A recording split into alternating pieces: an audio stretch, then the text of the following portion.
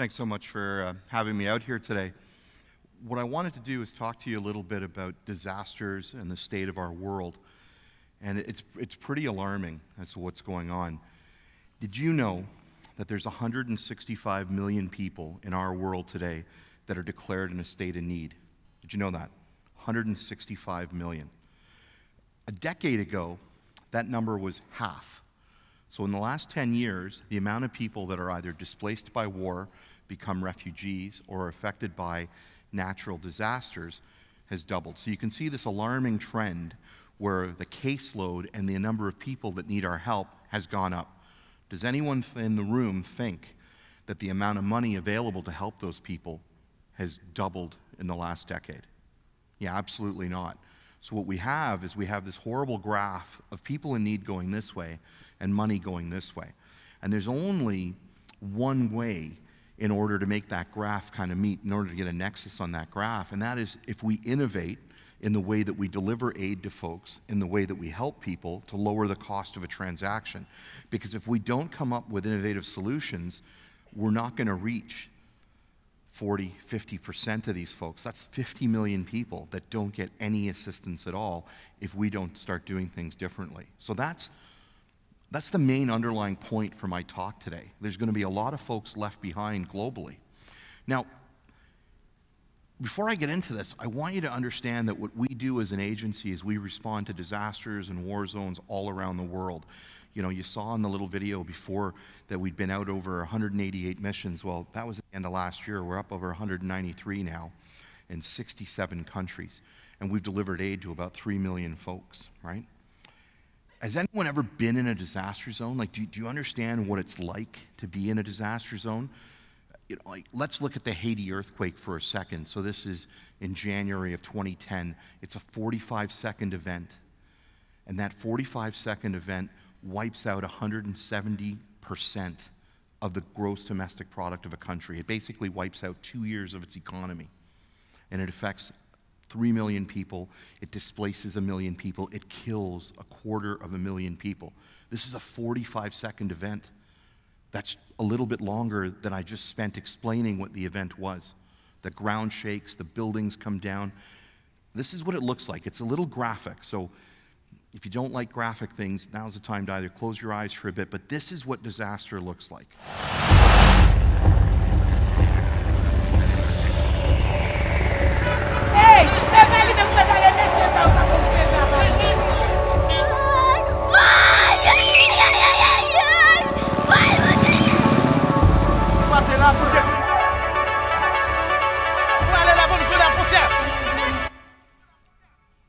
So you have absolute chaos. I said you got 1.4 million people that are displaced. They no longer have homes. 3 million are affected. The 250,000 are dead, and about 400,000 are injured. Before the earthquake, medical care and hospital availability in Haiti wasn't that great. So an incident like this really devastates the community, right? And here we respond. We come in with field hospitals. We're up and running in 62 hours. And then the problem is, a lot of the folks that we pull from the rubble or are pulled from the rubble and are brought to us, they have fractures, but because it's been 2 days, 2.5 days, till we can get set up, a lot of these simple fractures turn into amputations, right? Because of the time to get them care, the time that they have to wait. So it's horrible. Now, if you look at an event like this in Haiti, it's kind of indicative of a lot of the events that occur in the world, right? And again, I talked about this 165 million folks in need. Now, as an agency at GlobalMedic, we really try to be innovative. You know, the difference between us and every other agency out there can be kind of summed up in 3 ways. Number one, we have professional rescuers. So I'm a paramedic. You know, I work the city streets as a medic.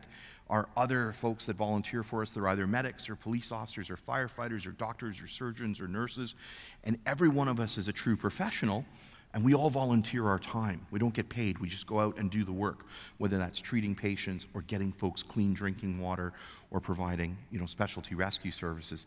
The second difference with us is because we're all these professional rescuers that volunteer, is all of the money that comes into us actually goes into the program as opposed to things like overhead or administration or lobbying or advocacy.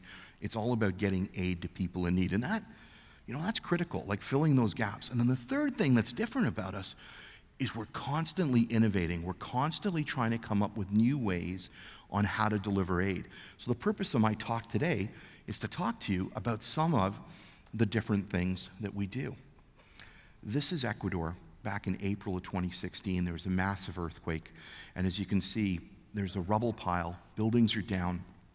And the problem is 7,000 buildings are down. And anywhere around the world, there might be 6 to 10 true dig teams that can save your life, okay?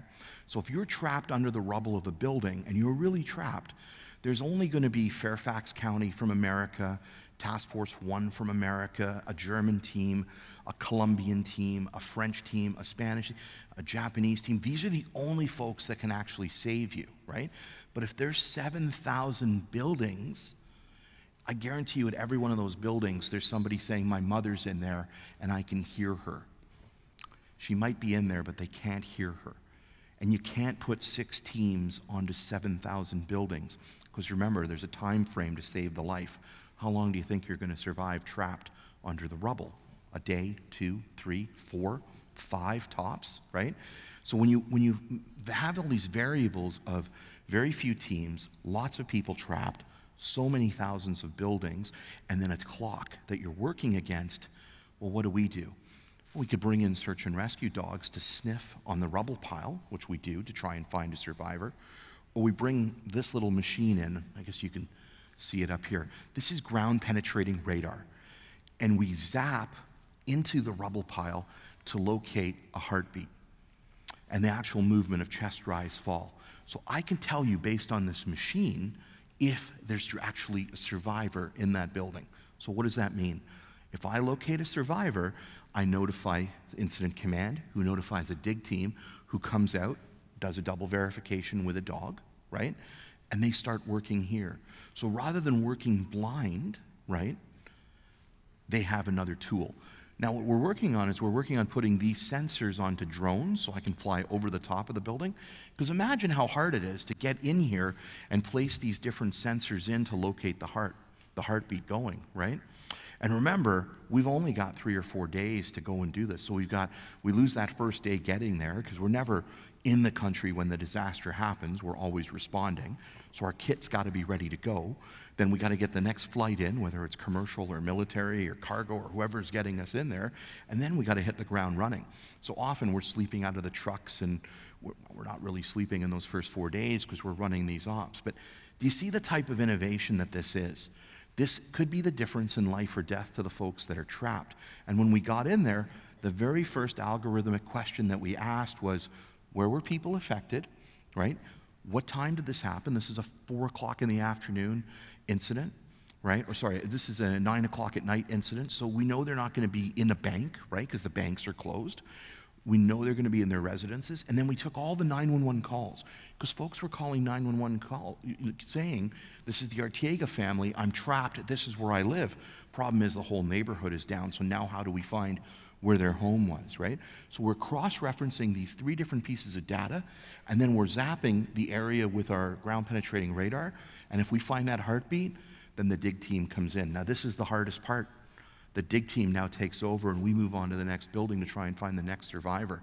You know, and as a medic, that doesn't seem normal to me, because I normally start the call start to finish, right? I take care of the patient, get them to the hospital, and that's when it ends, not, okay, notify the next person to come in and dig. But that's ground penetrating radar. Innovative, interesting, saves some lives. Let's talk about a different way to build homes. So this is a compressed earth block technology machine.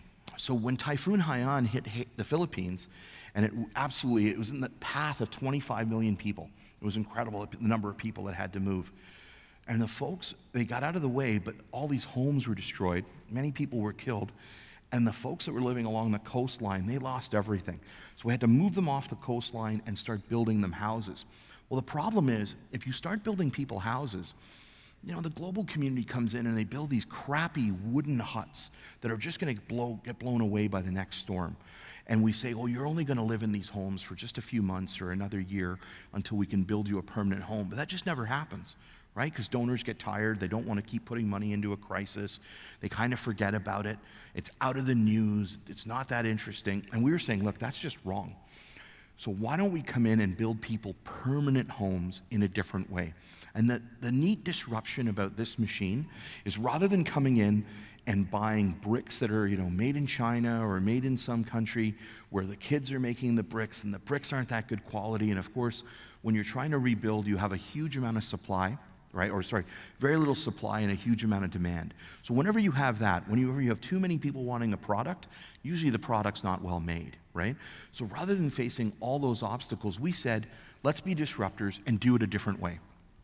We said, let's bring this machine in, let's hire every single person in the village that's affected, right?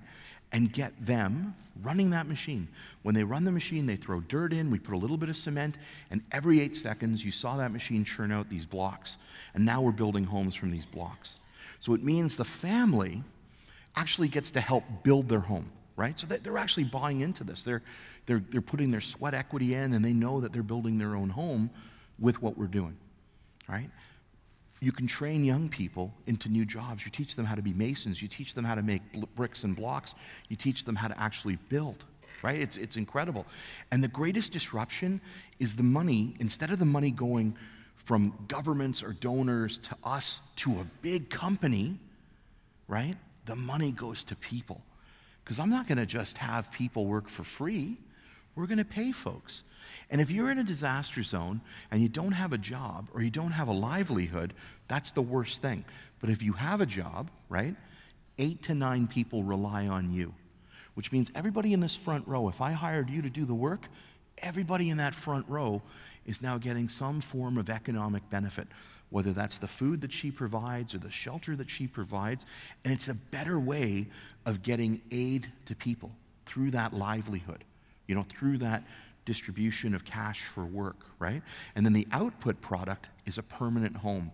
And if you look at those homes, they're incredible. And we can build them cheaper than the local, than the local model is, right? And then the best part is it's all made with local product, right? That's local dirt, local cement. The windows are local, the doors are local. And then when you realize that some of the people that leave your program after building these houses now have jobs in construction companies, you feel really good about that. But this is a great disruptive model in moving money away from the big corporation into the hands of folks and delivering a great product, which is a permanent home. Let's talk about blast film. If we were affected by this blast and we had lots of windows around us, we'd be in a world of trouble because the glass will come in and break, the shards will cut us to pieces, and there'll be a heavy death toll. This is the daily life for folks in Ukraine. And when we put this film on, look at what happens. The blast still occurs, the window's gonna break, but it's not gonna come flying in and kill folks, right? So where do we do this? We're actually putting this in the schools and the hospitals, in the nursing homes, along the line of contact in Ukraine. Does anyone remember that there's a war going on in Ukraine? In the the eastern part of that country, Russia's annexed a part of an area, Russia's annexed Crimea, and you get a bunch of informal soldiers, right? Usually drunk, don't really know what they're doing with equipment, and 70 to 80 times a day, they fire a mortar. And they don't even know where they're firing them. And sometimes those mortars land in a schoolyard. Sometimes they land in front of a hospital. And when they land, even if they don't kill anyone or hurt anybody where they land, that concussive blast, those waves that come flying off, they shatter windows and they hurt and kill people. Can you imagine if you're a mom and you send your kid to school, you want, every one of your moms, when they send you to school, they know you're safe in school. School and safe, they're just words that go together. In Ukraine, that's not the case. And I could change that word Ukraine, and I can put in so many different country names and still have the same statement. Schools in Iraq, schools in Nigeria, schools in South Sudan, right? There's so many countries that I can insert that. Yemen, right? Where you have this instance where the vulnerable are affected. Let's face it, kids are vulnerable, the elderly are vulnerable, people in hospitals are vulnerable, so we have a duty to protect them. So this technology, this is not new, but the rich use it. Bankers, our embassies, right? They all use this technology. When we had the G8 a few years ago in Toronto, do you remember that? Every bank put this on their windows. All these commercial merchants put this on their windows, this type of film.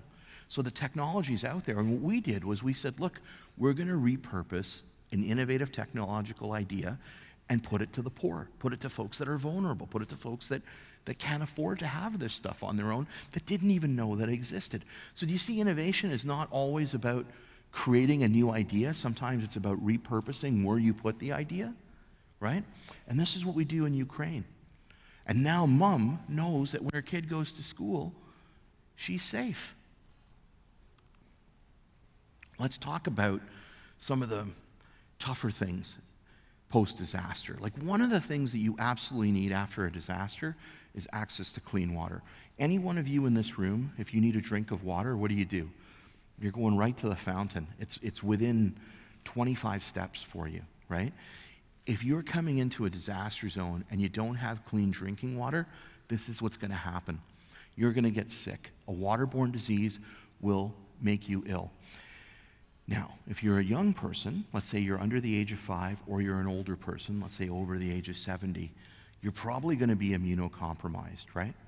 You're probably not going to be able to fight off disease well, which means the incidence of death amongst young people or the elderly in a disaster zone is really high. So that earthquake in Haiti, remember I said it killed 250,000 people? Do you know how many more people are going to die immediately after that earthquake because they don't have clean water? If teams like ours don't come in and avert that secondary calamity, we make that initial death toll look minute. Did you know there's 1.2 million cases of cholera in Haiti 6 months after that earthquake? 1.2 million. 6 times the number of people that died in that quake. And that is even with everybody in the world coming in and offering solutions and trying to get folks clean water. If you removed all the responders of the world coming in and didn't get that clean water out, how much does that cholera outbreak grow? Right? And cholera, it kills kids. It's awful. So this little thing that I showed you is us coming up with innovative technology, pretty simple stuff, but the way we package it is different. So there's a UV light, there's a carbon filter, a sediment filter, and it's small kits. And with one of these small kits, we can show up and plug into the river and then pull that crappy, dirty, contaminated water out, and people will line up and come get clean water from us.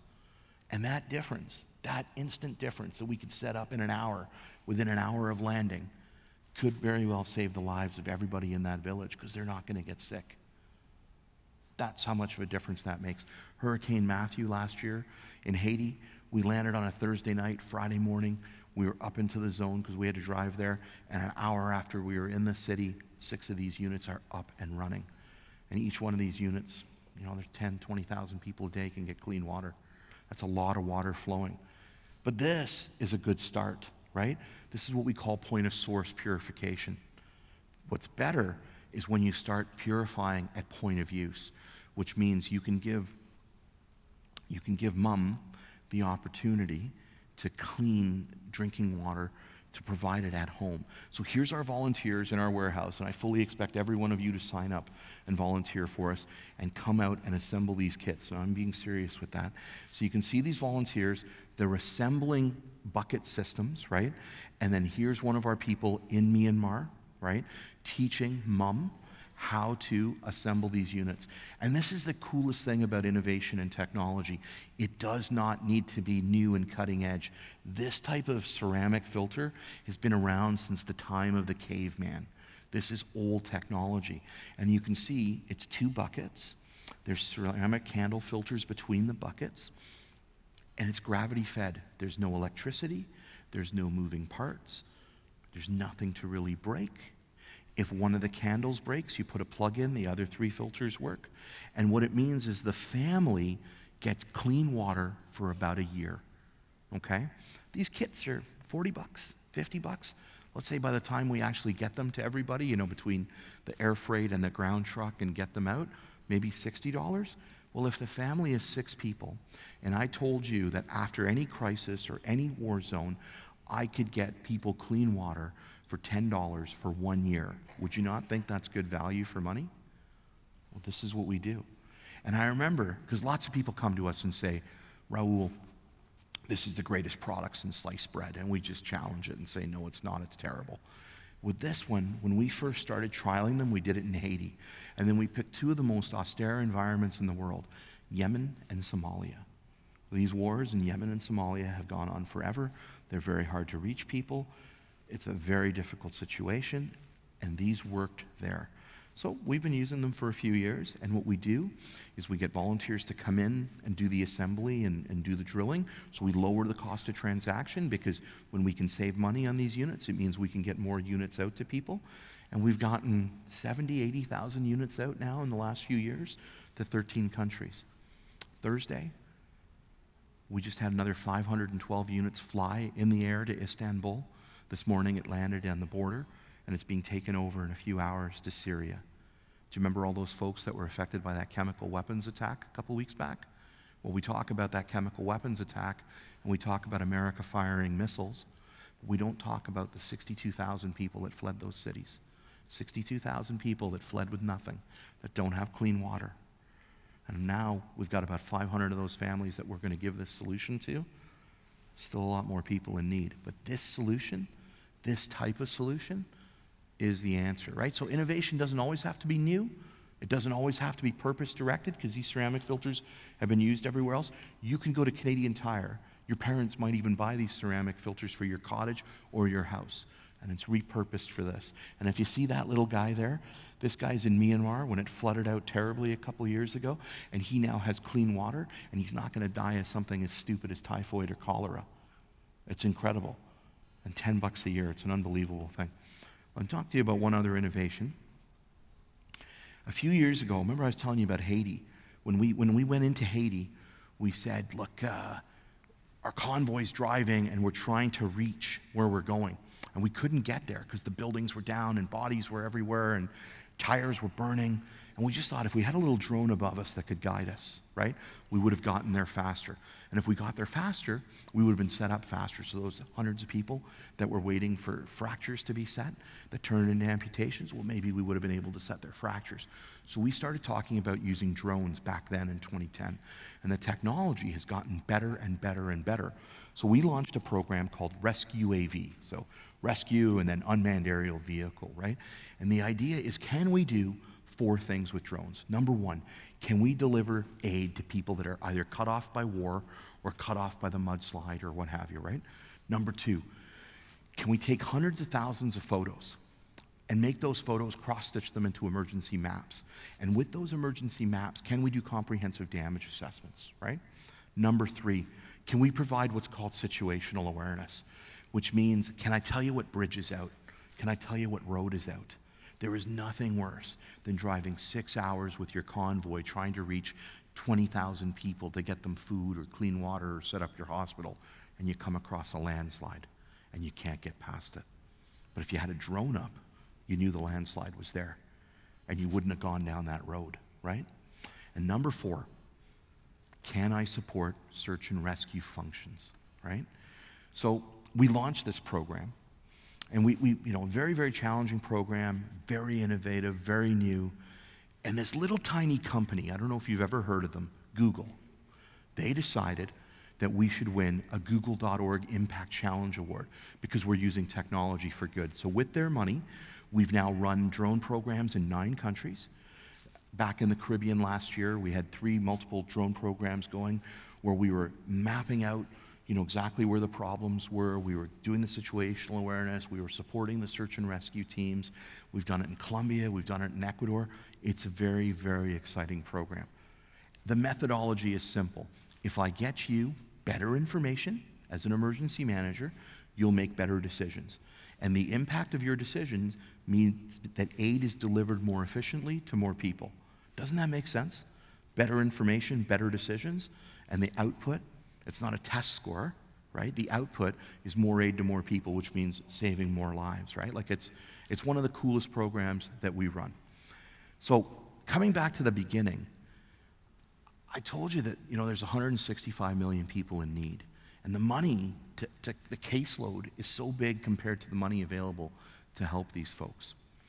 And programs like we've just launched here, the 4 or 5 that I just talked about, they lower the cost of transaction, they make aid delivery more effective, and they lower the cost of actually helping people. And it's innovation. That's all it is. So my challenge to you is this. I want you to volunteer for us. I want you to help us. I want you to do simple things like follow us on social media, talk about what we do, talk about the problems that we're trying to fix. And as you get older, and as you try to decide the things that you want to do in life, whether you want to be the rock star or the rocket scientist or the pharmacist, like whatever it is you want to do, think outside the box and think of some of the ways in which the things that you're doing can be repurposed and changed for us to help other people. And if you innovate, we'll keep innovating and we'll keep delivering that aid. Thank you.